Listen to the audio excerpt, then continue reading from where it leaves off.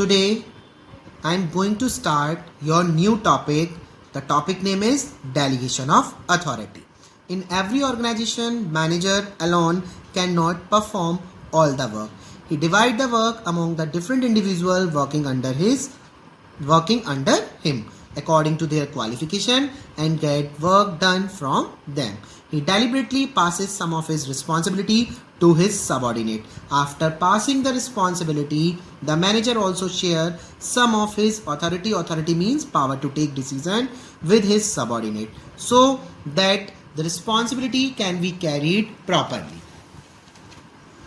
To make sure that his subordinate perform all the work effectively and efficiently in the expected manner, the manager create accountability, and this whole process, the whole scenario is known as delegation. In simple words, we have to say that the delegation refers to downward transfer of authority from superior to subordinate. Now I am explaining Hindi also. किसी भी organisation में एक बड़ी organisation में manager सारा काम खुद से अकेला परफॉर्म नहीं कर सकता है. वो सारे काम को डिफरेंट इंडिविजुअल को डिवाइड करता है उनकी क्वालिफिकेशन के अकॉर्डिंग और उनसे उस काम को पूरा कराता है. इस प्रोसेस को जब वो डेलिबरेटली अपनी सारी रिस्पॉन्सिबिलिटी अपनी जो रिस्पॉन्सिबिलिटी है वर्क बर्डन है वो अपनी रिस्पॉन्सिबिलिटी किसको डिवाइड करता है, वो अपने सबऑर्डिनेट को डिवाइड करता है. अब जब अपनी रिस्पॉन्सिबिलिटी वो मैनेजर सबऑर्डिनेट को डिवाइड करता है उसके साथ साथ उसे अपनी कुछ अथॉरिटी मीन्स जो हम पावर टू टेक डिसीजन है वो भी हमें किसको डिवाइड करनी चाहिए, हमें शेयर करनी चाहिए अपने सबऑर्डिनेट के साथ में. उसके साथ साथ हम ये भी देखें कि जो हम वर्क जिस मैनर में इफेक्टिवली एफिशिएंटली कराना चाह रहे हैं क्या वो सबऑर्डिनेट उस काम को उसी तरीके से कर पा रहा है या नहीं कर पा रहा है जिससे उसकी अकाउंटेबिलिटी क्रिएट होती है. इस फुल सिनेरियो को, इस फुल प्रोसेस को हम डेलीगेशन नाम देते हैं. डेलीगेशन क्या है हमारा? ऑथोरिटी जब हमारी सुपीरियर से सबऑर्डिनेट की तरफ ट्रांसफर होती है क्योंकि मैनेजर वहाँ पे सारा काम खुद से अकेला परफॉर्म नहीं कर सकता है. सो ही deliberately share his responsibility to his subordinate also. This whole process is known as delegation of authority. Now the next topic is principle of absoluteness of accountability. Delegation is very important process to carry on work systematically in the organization.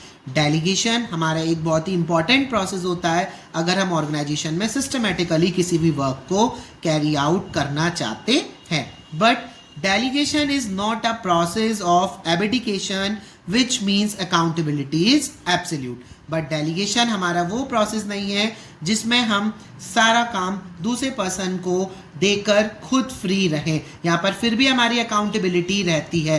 The manager is also accountable for non completion of the job. He can never be passed और delegated after creating accountability on subordinate, the superior remain accountable. अगर कोई भी manager अपनी सारी authority और अपनी responsibility some authority and responsibility superior अगर अपने सबऑर्डिनेट को शेयर करता है या उनको वो डिवाइड करता है बट फिर भी जो सुपीरियर है वो नॉन कंप्लीशन ऑफ जॉब के लिए हमेशा अकाउंटेबल बोला जाएगा. That's why it is not of process of abdication which means accountability is absolute. It means accountability जिसकी है जो इसके लिए अकाउंटेबल होगा वही उसके लिए रिस्पॉन्सिबल माना जाएगा. आप दूसरे पर्सन को उसके लिए अकाउंटेबल नहीं कर सकते हैं. Let us we understand through the example. If sales manager is assigned to sell 1000 shirts in a 1 month, एक सेल्स मैनेजर को असाइन किया जाता है कि आपको एक मंथ में 1000 शर्ट का प्रोडक्शन करना है.